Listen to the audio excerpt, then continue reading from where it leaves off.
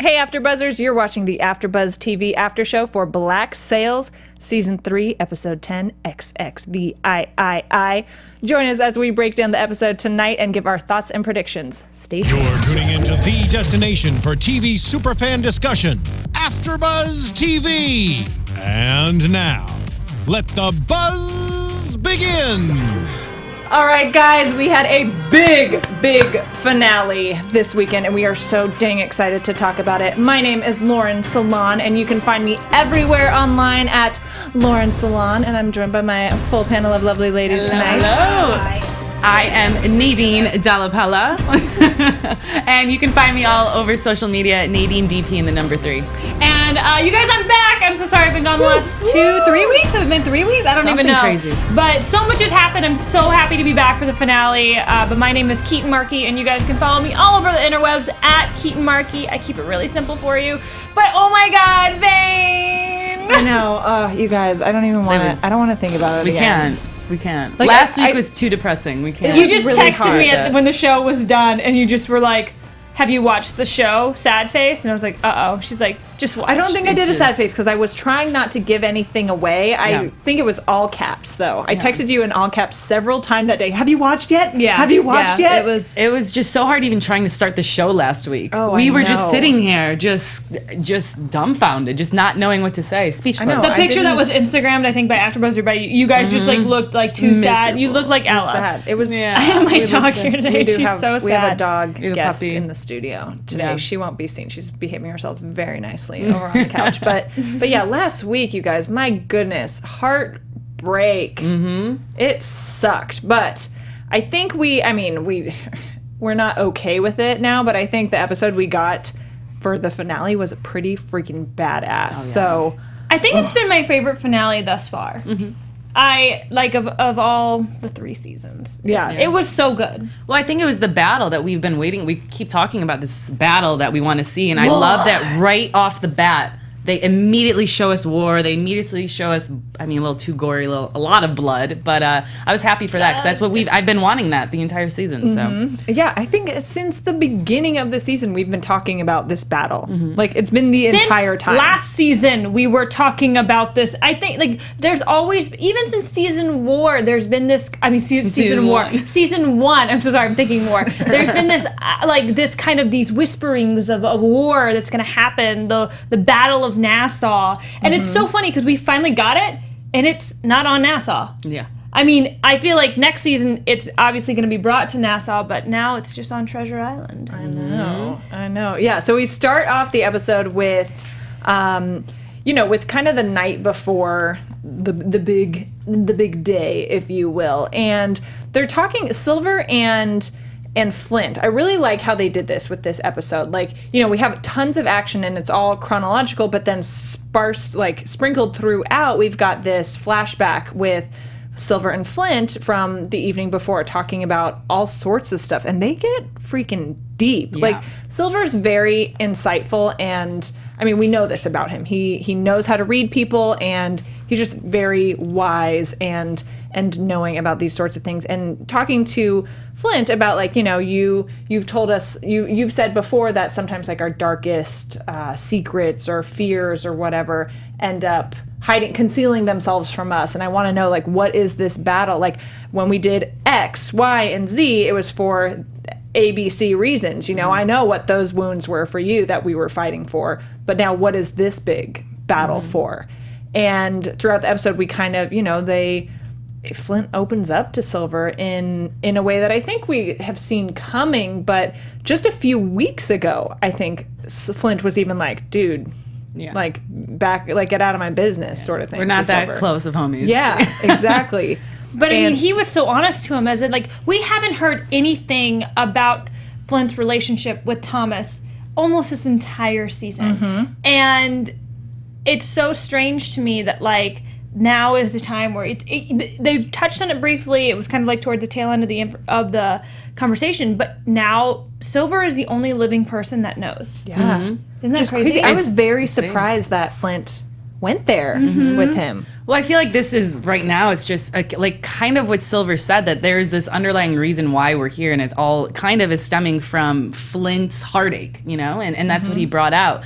And I just thought the whole time, though, the whole conversation between the two of them, at first, I kind of was like a little upset with Silver for the fact that I felt like Silver was kind of making it about him. And then later on, I realized it wasn't, and it got into a deeper level. But when Flint was just talking, when he was basically saying that, Flint, well, I'm going to be like the third person basically that's going to be destroyed because of anyone that comes in contact with you basically dies. And I kind of felt bad for Flint that like he just is this black, I don't know, this black aura around him, and anyone that gets close to him dies. So I kind of felt like Silver was kind of making that about him and not really about Flint. I don't know. Yeah, but I think his whole point was that it came from, that happens because Flint's got all these demons that he doesn't deal with, and the way that they get dealt with is because like he goes like on a rampage, or he just attracts that sort of chaos. But I also think that Silver he's the smartest of all these people who have allowed themselves to align with Flint, in that he does ask the tough questions and he does demand those answers. He doesn't just like when Flint tells him no, like be quiet, get off my back, just step back and kind of whatever. He may take one step back, but he just waits for the right opportunity when he sees a crack, and he gets a little deeper and he gets a little deeper. And that is why I completely agree with Silver, where Flint's not going to be Silver's demise. Silver is going to be Flint's demise. And I love that he even like was straight up with him about that. He's like, you're not taking me down with you. If anything, I'm going to be your demise. I know. And I love how... Remember that final standoff of them after that battle? That was beautiful. I loved that. But I love how they did it, because it wasn't like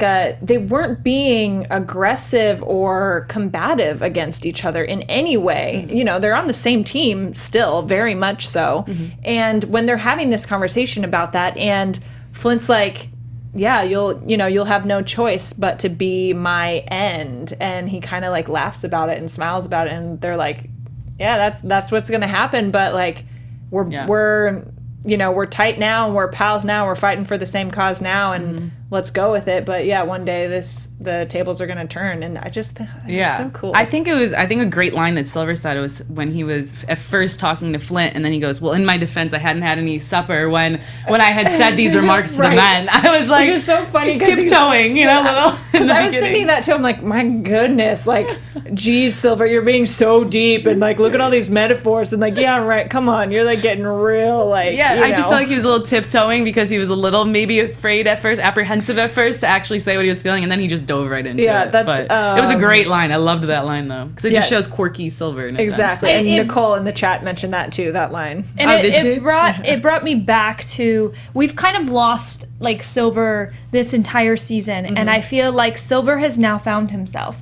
And I feel like when he took that seat at that table after he was successful and basically was like, Flint, I'm telling you, I made the right decision. Watch what happens. And basically backed up everything that Flint didn't believe in him about. I think he now has that confidence. He not only has that confidence as an individual, but he also has the queen as his right hand. And not only is he feeling that confidence, but it's so great that he is, because at the same time, unbeknownst to him, Billy Bones is in Nassau creating this character of Long John Silver that he doesn't even know about. And I loved when Billy was like, he will be ready when he has to step up into this role we're creating for him. He will, and he will be like beyond our expectations. So I'm so happy to see the John Silver that I've been in love with this entire. I'm in love with you, John Silver. I'm so excited to see him back, and that like the leg thing is not. That's not who he is. Like he was. That was so much him this season. I'm so glad that's not taking control of him anymore. Right. He's just falling. Oh yeah, and I think now we finally, like you were saying, Keetin, got that like quirky fun. That fun side is coming back, and he's finding that balance between the darkness, which he's saying he likes the taste of for sure. Singing out with Flint too long. Yeah, yeah, and I mean we saw it with the like.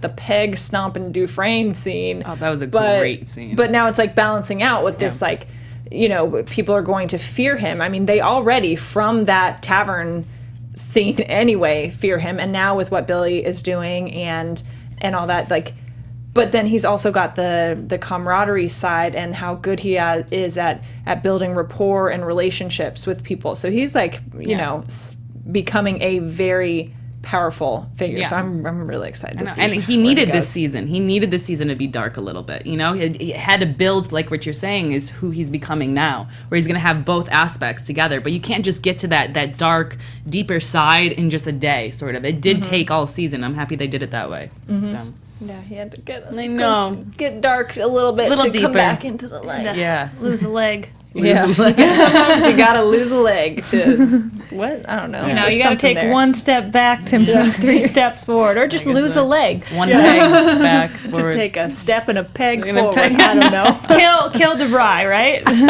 Yeah. Oh gosh. That was great. All right. So we had a lot of incredible battle scenes this episode, and we kind of start off on the Walrus, and they are looking off into the distance, and they see 6 ships. And I love how Jack's on board and stuff, and he's like, wait, 6 ships? Like, what does that mean? And they're thinking that this is the Royal Navy, possibly the Spanish, it's knows? just enemies. That's who it is. And Jack, upon hearing this, is like, no, there's something's up with this. Head straight for them, because it, as we find out, used to be his fleet, and now it's being manned by Blackbeard. I loved that. Just and they get crazy. on the ship, because when we see them later, they're getting on the ship, and we're like, Yeah. I'm like, why is nobody attacking Yeah, each they're like, other? this They're way, so Rackham and Ann, just come this peaceful. way. Well, because this is the other thing, that Blackbeard is smart. He knows he's approaching something that he's unaware of. He has all of his men dressed in English coats. Yeah. And so to anybody looking through a spyglass, it looks like, oh, this is a friend of ours. They're not flying their colors yet, so we don't know exactly which friend it is. But I have not really liked Blackbeard this entire season.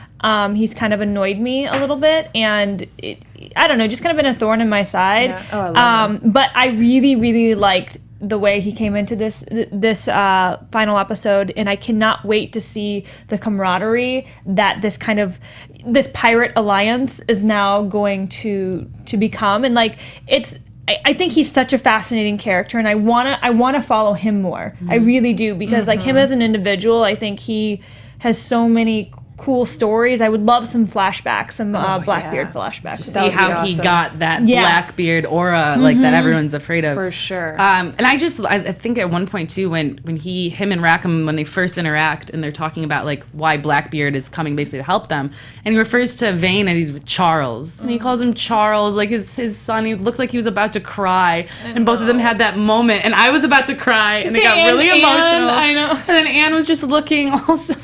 I mean, that was It was a great scene. that's I like loved their it. big brother was just Yeah. And they're all coming together, and even though Blackbeard doesn't really think highly of Rackham, obviously, he's basically like, okay, well, Flint obviously saw something in you, and I don't know how you were Charles's best friend, but I mean, I guess I have to give you a chance. In essence, Vane sacrificed himself so Rackham could live. That's how Vane died, because they rescued Rackham and they got the gold. And he got hurt, and he just told Anne and Rackham, go. And they wanted to stay. And I just watched the episode last night, but how many times he yelled at them to go. I know. Oh, it was so sad. Just go, go, go. But I just think the whole interaction between Blackbeard and Rackham is just so funny to me, because you see Rackham, trying a little bit, tried to get some type of validation from Blackbeard, and Blackbeard just wouldn't give him anything. And Yeah. it seems like you had something else to say. Complimentary. That thought, you're starting with the negative, and we always end with the positive, and right? Yeah. There's something you're giving me, right? So And funny. Blackbeard's like, no, I'm good. We're good. We're done. And then when there was the blast on the ship, and Blackbeard didn't flinch, Yeah. and Rackham's like, what happened? And then Blackbeard just slowly looks at him, and then just holds that stare for a while, just like, are you kidding me? And then just goes back. I love it. I think Rackham did prove something to Blackbeard when Blackbeard was trying to figure out what colors to show, and Rackham was basically called him out and was like, dude, don't be a pansy. And I loved this line, and I want to carry this with me in life. Is it is so, I wrote it down. It is such An wait, advantage. it is Okay. wait.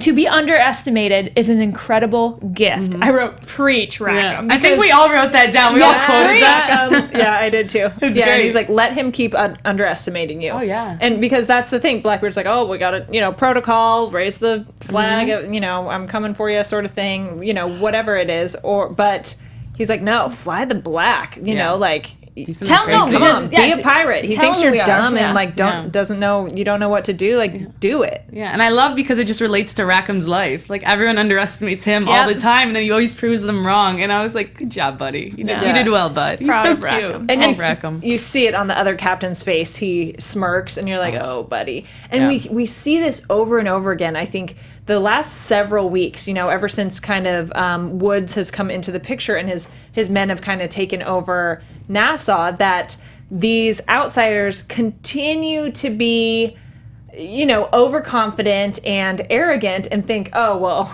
we know how to do things. Oh, right, you've lived here your entire life. You know all of them. That's nice for you. Like, and, oh, honey. Yeah, exactly. And they continue to get like, oh, told you so. And I just love it. Mm-hmm. So that's exactly what happened to that captain, because, here we come. Here we Board come your again. ship. Yeah, it's. I'm happy that that Rackham's finally earning his kind of keep and stuff. I love it, and the fact in the beginning too is funny because one of the first scenes of Anne and Rackham, when they first see the ship, then they don't know it's Blackbeard's yet, and Anne is just basically saying everything that's can go wrong, and then Rackham just goes, "But the winds are in our favor." It was just like I missed that, but I'm He goes, the winds are in our favor. I was like, all right, Rackham. That's I think why Anne and Rackham are such a great balance and kind of this twosome, just because they just balance each other out. And where Rackham is not tough,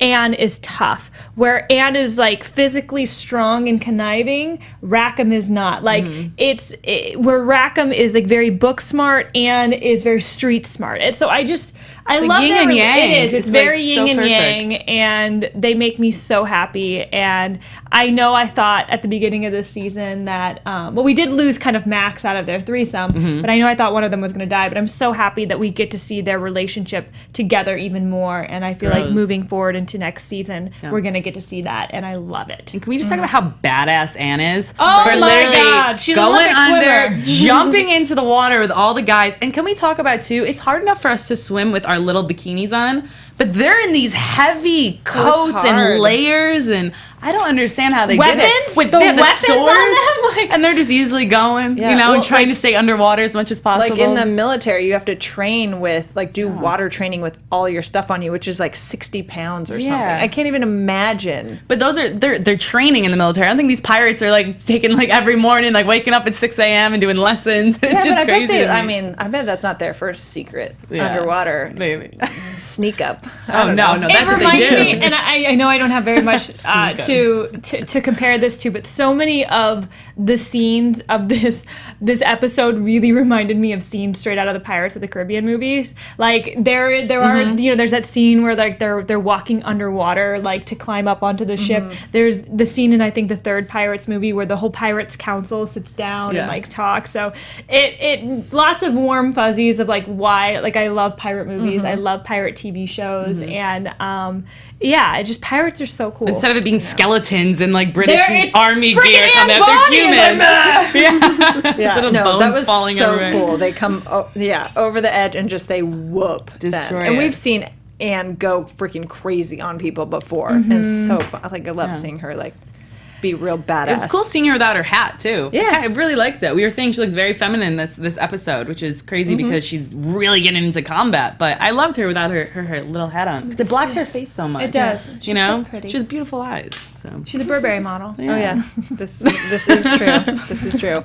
Yeah, so that was really awesome, and I love how they're, the Maroons have really like they're part of the same crew essentially now, and like it's they're all one now. They have to be. They decided that at that one point, and there's no more of that kind of fighting under the ship that we saw before, where they're still at each other's throats. So I mean, they had to. If they didn't, I mean, what the heck else would happen? exactly. So let's talk about on the fight on the land a bit. So early in the episode, we. Flint is, and we knew coming into this episode that they are prepared for the guys to come to the island and they're ready for like a sneak attack. They've been planning for this. And that's what Eleanor even said last week. Like, if you let him dictate like in the Where teaser, this battle where the battle happens. happens, you're going to lose it, because if he's calling the shots, even if you have more men than him, like, I'm sorry. Yeah. He's smarter than you. And Hornigold basically says the exact same thing once they get on land. And when they want to follow Flint in there, he stops them too. And so it takes those two Nassau natives sort of to kind of calm the British back a little and be like, hang on, think with your head. Think about who this guy is. And they would be so screwed if they didn't have Eleanor. And as much as I hate Eleanor right now, and Hornigold, I've not liked you for a while. Right. But they would be screwed without them. Yeah. Right. Like they, Exactly. both of them know what they're talking about. They know how to combat their old friends. They know exactly the moves they're going to make. It probably would have been the exact same outcome had they just followed them in without having been convinced to follow them in, you know, like misled by Dobbs. But because I would think that they would have prepared for kind of either outcome.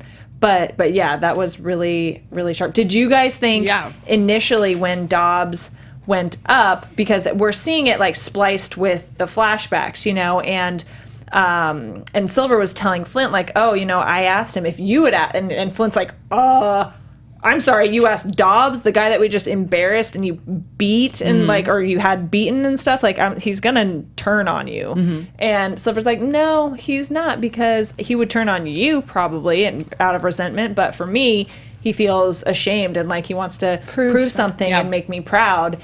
And did you guys think, because that was happening and we see him go and surrender and basically be like, screw Flint and Silver, like I'll tell you what's up. Did you guys think he turned? Black Sails got me with that one. They completely got me because of Flint's reaction. And that's what I loved about the flashback and then going into like the present of what the battle was, because it messed with our minds so much. And I love when shows do that, when I can't really kind of pinpoint what's going to happen. And the way that he shot his fellow pirate so quickly. It was just too quick for me. Right. Like I thought there was going to be a little pause at least, but there wasn't. Yeah, so that's why I would believed it. completely agree with up until that. Like I was like, no, I'm sorry. One, I trust Silver way too much for this to fall through, even though he's doing exactly what it appears falling through would be. Yeah. But I'm like, Silver would have a backup plan, for one, if Dobbs decided to screw them over, which it looks like he's doing, but obviously it was all it was all a big con. I mean, you guys know, You were I saying, literally go, yeah. I like, yes, the shooting did, that kind of like rocked me a little bit. I was like, whoa. But then like a couple more minutes in, I was like, nope. Watch, you guys. Watch. Yeah, you were saying that. He's doing this on purpose. He's still going to turn on him. And right after, and we see Hornigold kind of like look at him, and Hornigold realized it too. And I was like, oh, yeah. When you said that, I was like, Keetin, you're having too much hope. In my head, I'm like, no, don't lay my hopes up right now. No, Right. Keetin. And then you were right. I know, awesome. and then we see Dobbs' face, kind of that smirk coming over, and they're in the middle of the woods, and like Because I said, I go, oh my God, Dobbs just led them to exactly where they wanted them. They're going to be surrounded. This then is you just exactly see- what they planned. And Exactly. then Dobbs smirked, and then we were like, bah! That scene was freaking awesome, you guys. It was so gnarly, and I love how like and talking about the scene on the beach too, like just the body part, like it was so raw and fast and hectic that it made it seem very real. Like it was so well done, but not too crazy to where you can't follow it. Watch it, which yeah. sometimes action scenes or fight scenes are like that, but I thought both of these big fight scenes were incredible, or all of them were incredible, especially the one in the woods. One of the things that I think is so cool about this show, and one of the reasons I love watching historical shows so much, especially ones like this that do their darndest really to be as historically accurate as possible. They have experts on site and with the writers and stuff. Is just like that. Like, can you imagine? Like, that's what warfare was like back then. And not only that, but I especially thought about this when Vane was killed last week. And if you watched after the episode, there was a special featurette where they talked about like the way he died and like the type of hanging he had and stuff, and like why, and they showed they showed him dying, like, and it was super uncomfortable to watch, but that's what they did, and like that was so real, and I appreciate that. As hard as that is to watch, they keep it real. And it's just like, welcome to It was piracy. their reality. Yeah, this is the reality for these people. People just stood in the square and just, they watched justice, I guess, be had. And that's what they watched, Yeah. Well, and I think it was also interesting that you saw his like 3 like friends come out and help him die quicker because like that is. Well, my hopes got up there. We were talking about this last week. I thought at that scene that maybe they had another plan where maybe Vane knew how to hold his breath or like not die from a noose. He's no Captain Jack Sparrow. We were trying. I was thinking so much. No, I agree because when they walked over, I was like, "There's no possible way his neck is not broken. Yeah. So what are they doing? Like he can't breathe anymore. Yes, he's still alive, but he's dead. He's completely dead. He's dead. Yeah, You we saw the caption that said neck crack. Yeah, and then we're like, God. The caption said that. I didn't have the caption. Anyway, going back to the fighting scene. I loved how they were all under hidden under things, and then all of a sudden you saw just a knife come out and hit an ankle and getting a dog. Achilles. Yeah, that one. That was worse than getting a knife to the heart. And me visualizing that. One of the Achilles, or you're gonna have that long lasting pain. It's just that's worse for me. All 3 of us literally went. Yeah, chop his head off. Who cares? Snap the Achilles tendon. Yeah, that ambush was incredible. They're just hiding everywhere and oh my goodness, the other guys had no idea what to do. And I love how Hornigold's just oh crap, he's on his horse kind of staying out of it. I mean, he's a badass too in his own right, but he's defending himself and all that. And I did love how Dobbs, Dobbs had to die for sure. That was how his character was going to be, kind of fulfilling that duty to his guys. Yeah. And I did really like him getting up and going for Hornigold. He's I'm sorry, but you walking over to a guy on a horse with a gun, you're gonna probably get it. But I was just thinking that Silver actually having Dobbs go onto the island, knowing probably that one of their men is probably gonna have to get killed in order for this plan to kind of be executed. It kind of showed where Silver is kind of turned into that darker side of where Flynn is, because someone had said they're on the beach. They said to Hornigold, they're you really think that he planned to have 50 of his men killed and then retreat on purpose? Oh. And they're you don't know Flynn. Yeah, he's capable of that. But Silver sending Dobbs onto the island, knowing that he was going to kill one of them. It's just I just felt like that was a lot of Flint in Silver in that moment. Oh yeah, he's learning. He's learning from Flint. He's taking the certain things from Flint that he knows works, but he's using. This is why Silver will win in the end, is because he is aware of Flint's traits that are super negative and that the men don't like, and that people kind of hurt him. But he also is very self-aware too, so he uses what.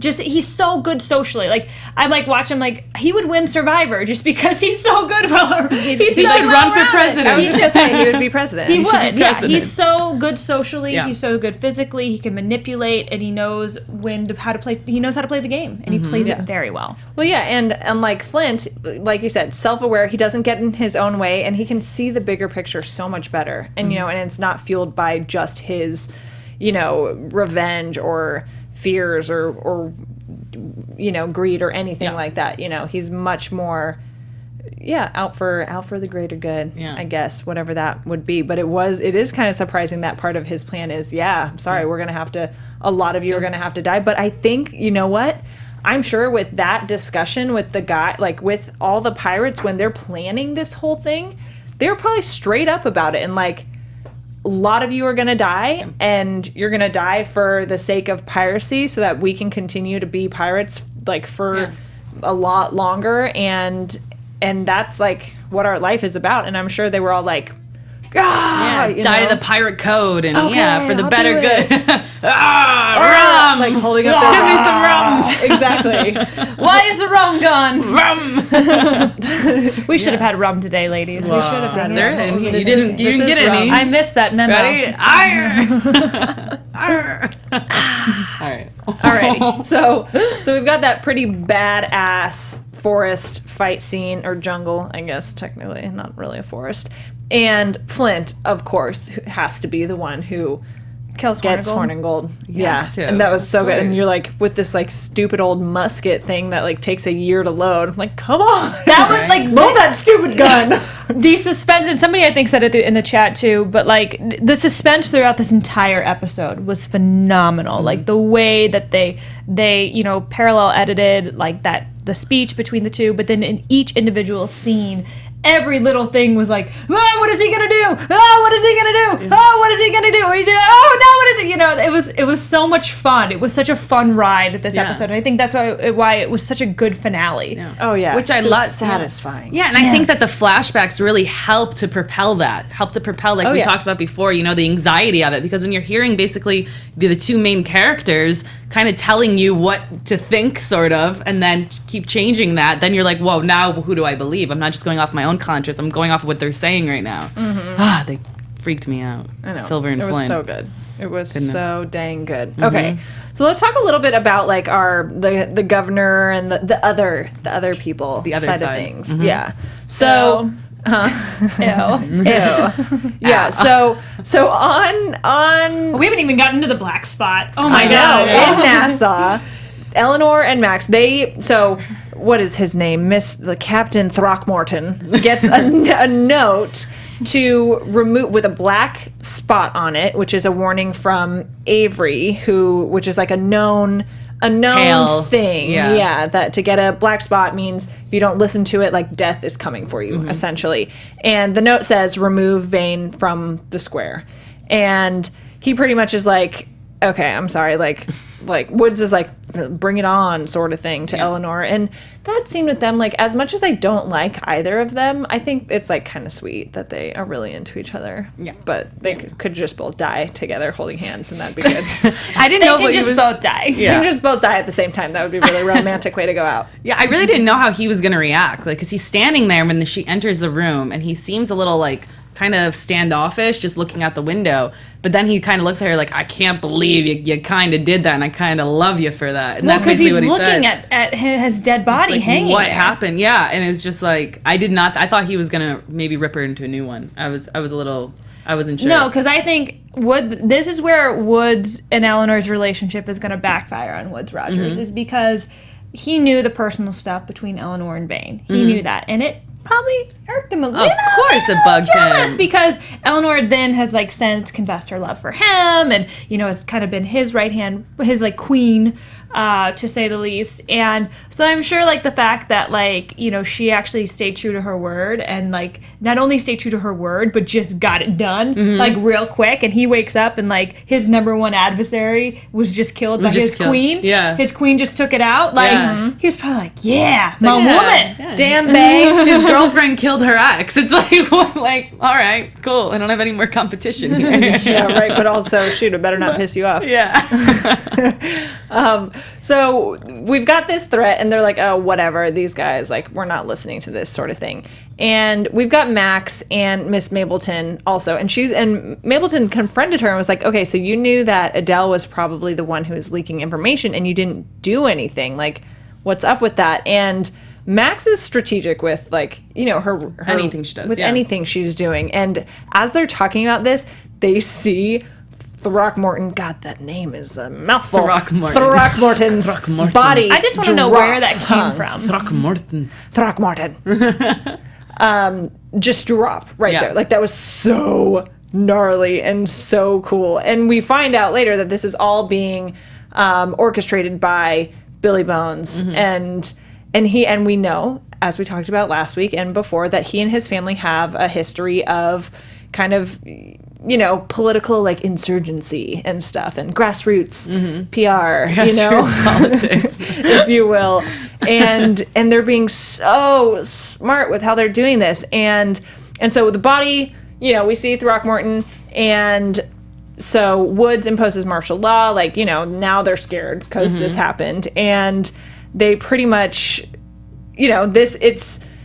they've set this situation up to where they're like, okay, they're not going to take us seriously. And I love kind of that closing scene where they get that letter, that kind of the next letter from them. And Billy has been talking about, okay, well, they fear us. They're not going to fear Avery. This isn't coming from Avery. They already know Flint. Like somebody recommended Flint be the bad guy.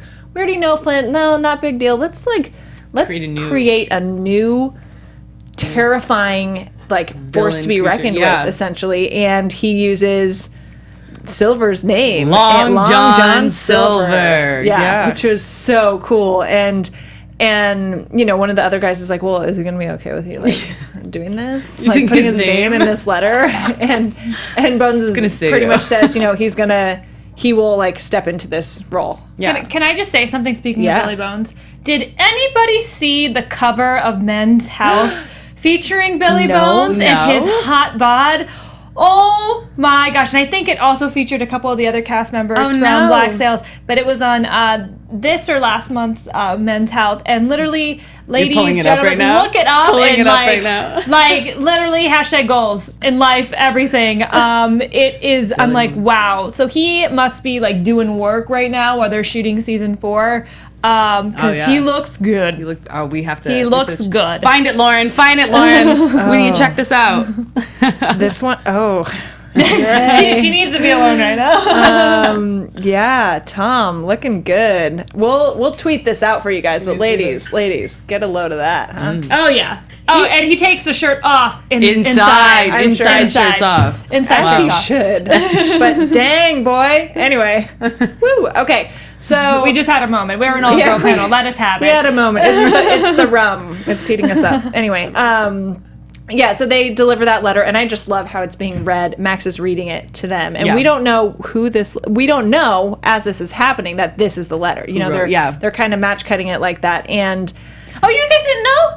what? I thought they made that pretty clear. Right, not Not right right off away, the bat. yeah. Like as it got into it, Then you're like, yes, oh. but not like right when it gets handed over, sort of thing. Well, Yeah. because it didn't get Discussed revealed until later, yeah. that it was. You're Long just John really good at Silver. predicting things with the show. Yeah. We're little. It takes us a minute to figure it out, sort I of. ruined all But I things love that, and it, you guys, like it's even better because Max knows Silver. Yes! So it's such a better sting because like I bet Max like on some level is like, shit, I chose the wrong side. Oh, Yeah, and she's super, speaking of underestimating people, she underestimated Silver. Oh, Yes. And everybody, I think, I think the whole idea and theme of underestimation, I think that's going to be a huge thing for next season. Mm-hmm. All these characters that have been continuously underestimated are going to be the ones in control, and I cannot So wait. excited. Cannot wait. I love it. Okay, so we've got like I think that covered everything. Yeah. We've only got a couple minutes left, so why don't we get into some predictions for season 4? Oh my Goodness. gosh! The thing about saying that, It's a year away. oh my goodness, So right? sad. Oh, this is We so always have to sad. wait so long for another season. Like I feel like the show. I'm like, is show the just goes- show still on? Like Yeah. what's happening? And then finally it gets here, and then it's over so fast. Life just 10 goes so weeks? quickly as this is airing. It's Goodness just- gracious. Okay, so I mean, the episode concludes with us, or the season concludes with us seeing Flint and Silver kind of facing off there at the end. And it's not a face off in the sense that they're like gonna go head to head or anything. They're still on the same side, but it's such a foreshadowing that eventually, like soon enough, which I think all season 4 is probably gonna be a building to this like face off between Flint and Silver. I think it was when they looked at each other, it was like an attaboy. We did it, you know. We kind of made this plan happen. And I think next season's just going to be, I'm glad they're going to be back home. And I think with Max too, I think maybe Max is going to be so upset with Eleanor that maybe they're not listening to her. Like none of them were, especially what she said. She's like, no, we should probably take his body out. Like you should probably listen to this threat. No one listened. So maybe she's going to get annoyed with it and actually try to join back on the other side if they hope let she her. I don't does. know. I mean, she deserves. She needs to be on that This is the side. thing. Max is so smart where she positions herself. She never has an issue, and I'm not. She is one person I am not worried about. She will be completely fine.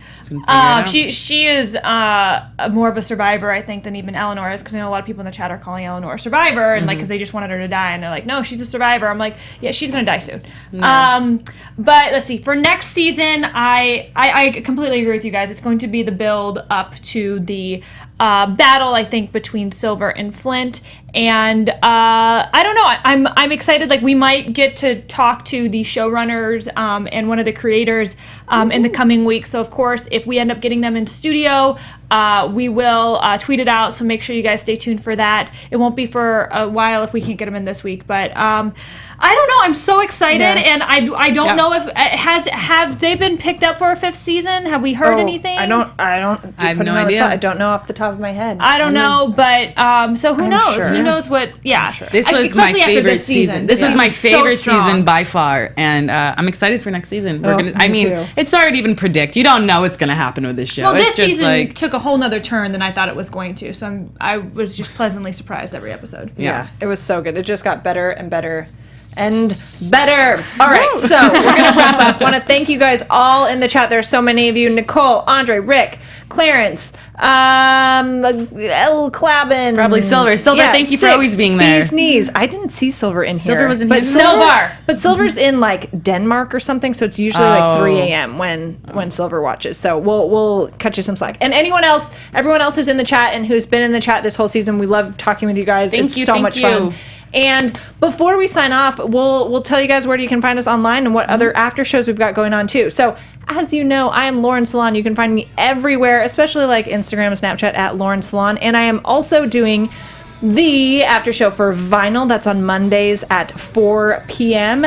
as well as Law & Order SVU on Thursdays at 6 p.m. And then also The Catch, which just started on Thursdays at 8 p.m. I also have a Netflix weekly recommendation show on the Popcorn Talk. Woo. All right. Love go, it. ladies. Busy girl. Busy girl. And yeah, thank you guys for always staying tuned with us. We had such a blast this season. It was so much fun. Thank you, girls, for letting me join the panel with you. I had a blast.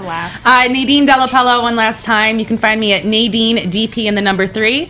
And you can catch me here on Sunday nights. I do The Family, which is an incredible show at 9 o'clock. And then I'm going to be starting doing Veep, which is on HBO at 10:30. So catch me on Sundays. Great show. And you guys can follow me all over the interwebs at Keetin Marchi. You can see me every week on the Popcorn Talk as well for Disney movie news, if you're a fan of Disney. And that includes Marvel and Star Wars universe as well. And also sometimes whenever I'm free, I do Nashville After Show. I do the Once Upon a Time After Show. I do Scream Queens when it comes back for season 2. And I'm randomly in on like other shows whenever I'm free, but maybe Outlander because I did that show in the past. So if you're a fan of Starz programming and Outlander, maybe I'll get to be on that panel. Yeah, so there you go. Thank you guys so much. Go Black Sails. See you later, and we'll see you on the internet. See ya.